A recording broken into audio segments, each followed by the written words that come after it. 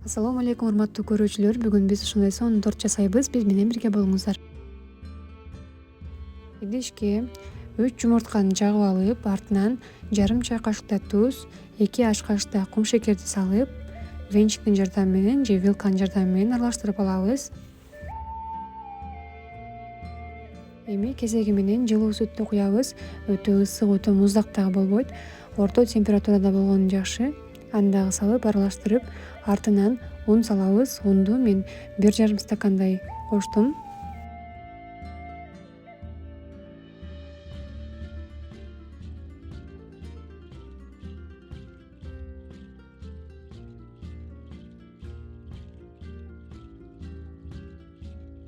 Аралаштырып бүткөн соң массасы ушундай коюуда болуш керек. Эми артынан 1 стакан жылуу сууну куябыз. Эң аягында 3 аш кашык өсүмдүк майын куюп, ошону менен биздин массабыз даяр болду.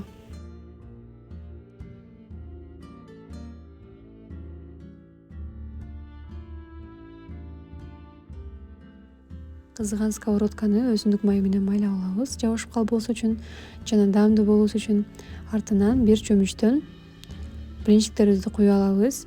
Орто температурада бышып, бышканын билген соң четтерин акырын алып, экинчи бетин бышырып алабыз. Блинчиктерди куярдан мурун сковородканы сөзсүз түрдө бир ушинтип майлап алуу керек болот.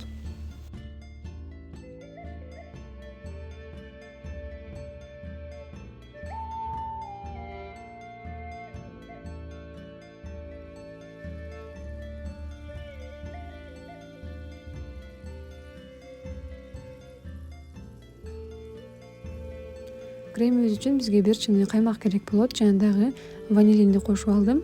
Артынан варёный сгущенный молокону коштум.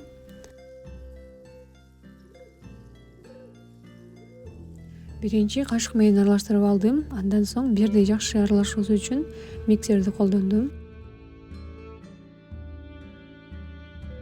Блинчиктерибиз даяр, кремибиз даяр. Эми тортубузду чогултуп баштайбыз. Эң ылдый жагына жылып кетпөөсү үчүн ушинтип кремди коюп алдым. Артынан бир блинчик, крем, блинчик кылып чогултуп алсаңыздар болот. Жана дагы кооздоо үчүн өзүңүзгө жаккан фантазияны колдонсоңуздар болот.